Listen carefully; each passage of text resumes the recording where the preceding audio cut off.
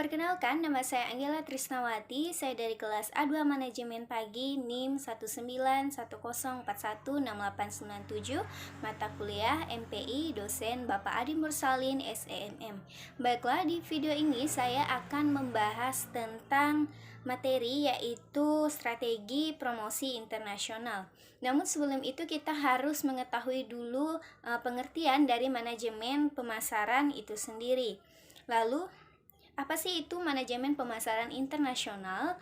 Manajemen pemasaran internasional adalah pemasaran yang kegiatannya melewati batas-batas lebih dari satu negara atau ruang lingkup domestik. Contoh dari pemasaran internasional yang ada di Indonesia sendiri yaitu contohnya adalah PT Indofood yang produk Indominya sudah memasuki pasar internasional yakni negara-negara seperti Belanda, Singapura, Australia, dan juga Malaysia. Nah, alasan sebuah perusahaan harus menjalankan manajemen pemasaran internasional adalah karena kekuatan yang dimiliki oleh perusahaan tersebut sudah melampaui kebutuhan akan konsumen produk atau jasa di wilayah domestik perusahaan, sehingga perusahaan dapat memperlebar sayapnya dengan terjun ke pasar yang lebih luas, yakni pasar internasional, sehingga perusahaan dapat memiliki strategi pasar yang lebih luas.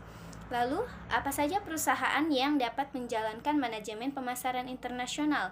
Di sini ada perusahaan importir, ada perusahaan eksportir, dan juga perusahaan multinasional. Lalu, perbedaan manajemen pemasaran dalam negeri dan juga luar negeri. Nah, untuk yang pertama kita akan bahas di dalam negeri. Kalau di dalam negeri, yaitu menggunakan cara perekonomian yang lebih terencana untuk memberikan hak kepada pemerintah untuk mengatur faktor-faktor produksi dan alokasi hasil produksi. Konsep bisnis di dalam negeri juga cenderung kepada bagaimana mensejahterakan rakyat dan cenderung memiliki jarak kekuasaan yang jauh antara pemimpin dan bawahannya. Lalu di luar negeri, di luar negeri lebih mengembangkan budaya organisasi dengan tradisional maupun budaya perekonomian pasar yang kompetitif dan adanya sistem manajemen paralel yaitu sistem administrasi dan struktur kepemimpinan internal yang melibatkan orang-orang di lingkungan Partai Komunis yang disebut dengan sistem dua kendali. Lalu, tahap menjadi pemasaran internasional.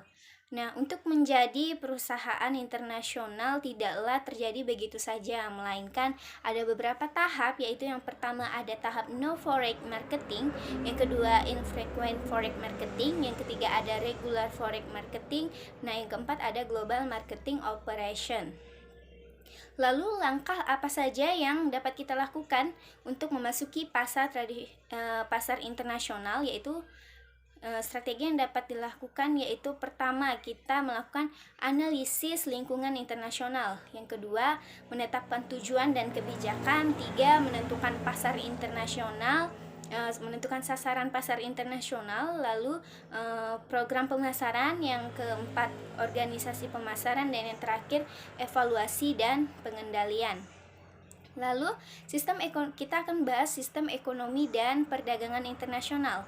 Sistem ekonomi suatu negara dipengaruhi oleh beberapa hal, yakni populasi, struktur industri, dan distribusi pendapatan. Kemajuan dan juga keterlambatan produktivitas nasional suatu negara dipengaruhi oleh pertumbuhan ekonomi negara masing-masing. Menurut Wewerostov, membedakan 5 tahap pertumbuhan ekonomi suatu negara.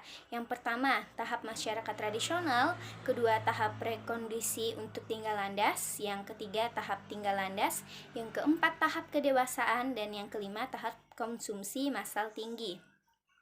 Lalu kita akan membahas sistem perdagangan internasional. Sistem perdagangan antar negara tidaklah sama. Perbedaan ini dapat ditimbulkan oleh beberapa hal, yaitu perbedaan tarif maupun non-tarif buyer, kuota, embargo, pengendalian nilai tukar, reaksi atas kebijakan internasional, dan asosiasi negara antar wilayah kepentingan tertentu. Lalu kita akan membahas tentang politik dan hukum internasionalnya. Nah, masing-masing negara berbeda keadaan politik dan dasar hukum yang dianutnya. Politik suatu negara dicerminkan oleh struktur pemerintahan dan sistem partai politiknya.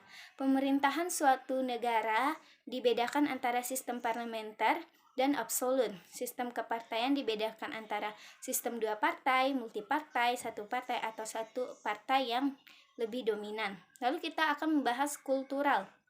Nah, pemahaman kebudayaan atau yang biasa disebut dengan kultural dapat dibedakan dalam dua pengertian, yaitu pemahaman faktual atas kebudayaan yang umumnya dipelajari interpretasi atas pemahaman kebudayaan, yaitu kemampuan untuk mengerti dan memahami secara penuh berbagai nuansa dari perbedaan pola kebudayaan. Lalu apa saja sih strategi memasuki pasar internasional? Yang pertama ada licensing, ada joint venture, ada ekspor, ada direct investment.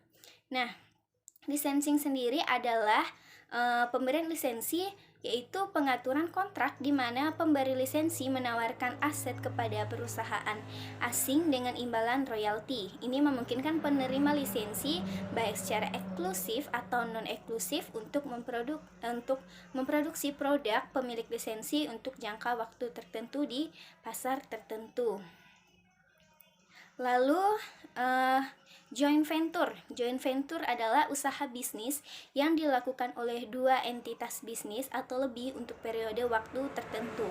Lalu ada ekspor, yakni kegiatan menjual barang atau jasa ke luar negeri. Seorang atau lembaga yang melakukan ekspor disebut dengan eksportir. Lalu ada direct investment atau yang disebut dengan investasi langsung, adalah investasi pada aset atau faktor produksi untuk melakukan usaha atau bisnis. Misalnya investasi perkebunan, perikanan, pabrik, toko, dan jenis usaha lainnya. Sekian penjelasan saya berkait dengan materi strategi promosi internasional. Kurang lebihnya saya minta maaf. Sekian, terima kasih.